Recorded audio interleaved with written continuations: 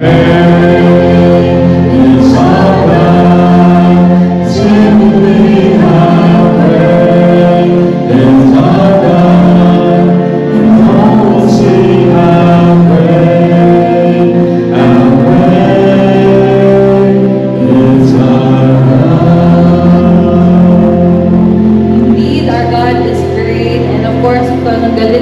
listen sa mga experiences and goodness ni God sa lives sa atong mga fellow church members.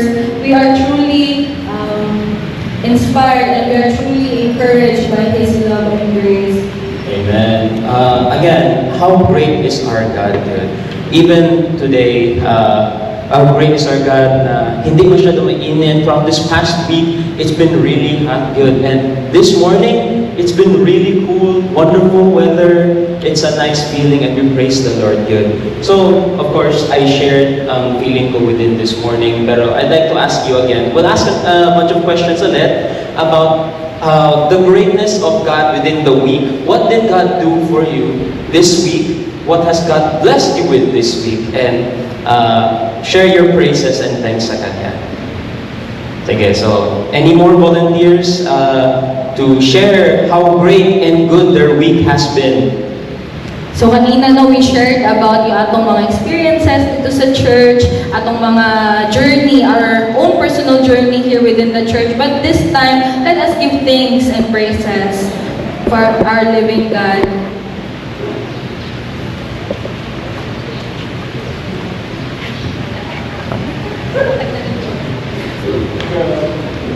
Thank the Lord this morning. No? Dapat pasalamat sa inyo. Thank the Lord nga nakita nato kung sa panalangin din sa CC family. The Countryside Evangelical Church. Kaya matuta kanina sa mga kaubanan nato na kung isa kami dili sa Payag, ako rin isa 2007 sa panahon ni Bilang Iba.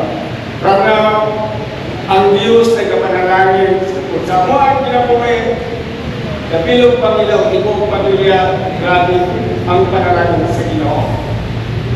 Nag-atos ko, mga hapit siguro 20 years o sobrang 10 years nagkakila ko balay.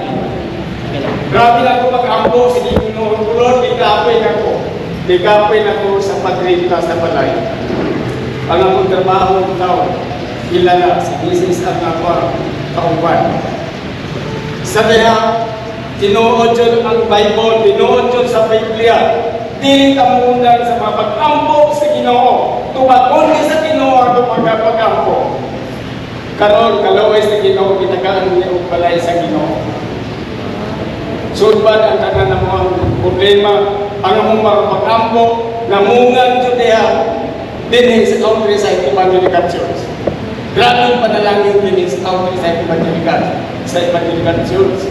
Ikan ka kay Pastor Pasokiro, Villanueva, si Pastor Arabi, si Pastor Jim, atong gwapong Pastor Caron. No?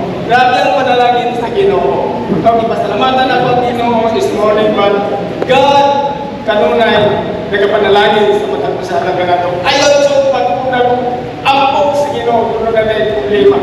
Ampok sa Ginoo, pag-uwi na sa Ginoo, mga iso. Natay na doon this morning, din lang ang ako nga ikasabi.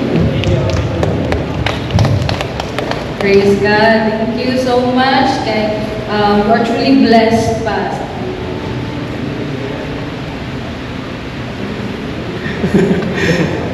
Tulong mo sa pag-mic.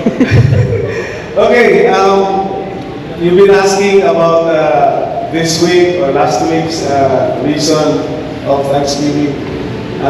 Consider this as a reality and a joke. Because for maybe 2 weeks now, wala yun ko nakapatubil sa gasolinahan. Because of a very high price sa gasoline. I've been very consistent to this. So, I praise God because I think last Saturday or Friday, I was able to fill my gas half lang. Kaya hindi makaya ang full tank. So, but the thing is, God is really good. I thought na walay rollback, but there are twice nag-rollback. So from 150 nga diesel fuel, na lang sa mga 95. Nagulat gani ko kaya nakapatubil ko 95 but sa petrol na 93. So nagmahay ko. But still I praise God because He is good. Maybe kanina season is a test for us Christians. Gasolina naman ay ang makapabungkag sa pagtuo. But for us Christians, we really stand firm that God is or has an overflowing mercy to His people. And we consider this as a test while waiting for the coming of our Lord Jesus Christ. So, mauna yan po mga pagpasalamat this week. And the thing is, I'm working in a canning factory, fish canning. 2 weeks ago, shutdown sa kay walay isda. The reason why, because of the high cost, na ang mga fishermen are no longer interested to go out to seas kaya taas kayo ang cost of fuel. But lately, we've been receiving fish. Ibig sabihin, nagkaroon ng encouragement ang mga fishermen to go back to the seas because of that gas rollback. So, this lang. This is the test of our faith. Kung if we really are faithful, ang bugas, nagsaka na. But still, we commit our faith to God. He is an overflowing God of mercy. So I praise God for that. Daghang salamat. Thank you for sharing. May buntag, Pastor Jane, kay mahigit ka bitaw. I really praise and thank God for leading me to this church. Before, dito mi nagasimba sa city.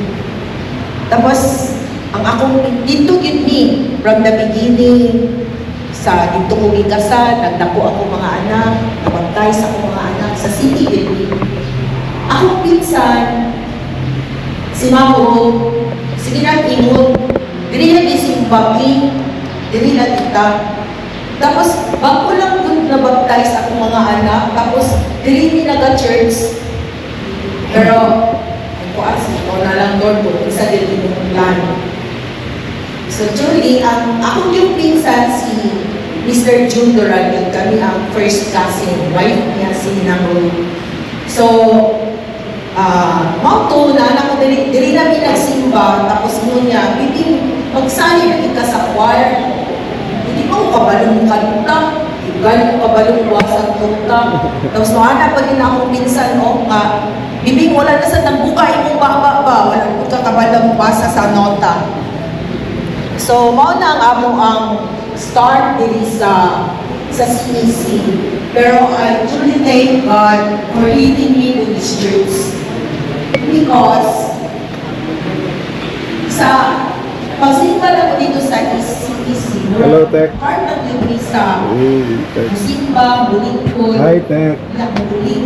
Tapos ako mga anak, katapos yung mga church na, nanay, Jollibee, ano tayo na.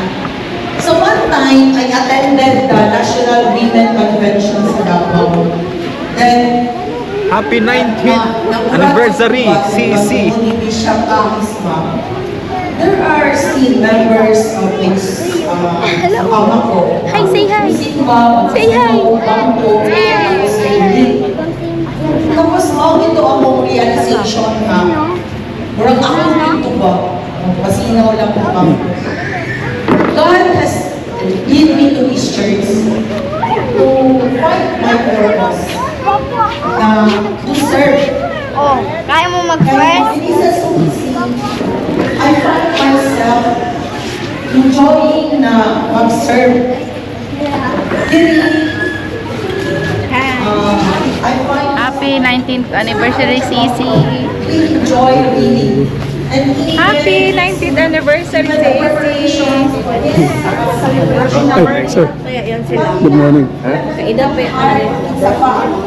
Beautiful girls of CEC. Happy anniversary.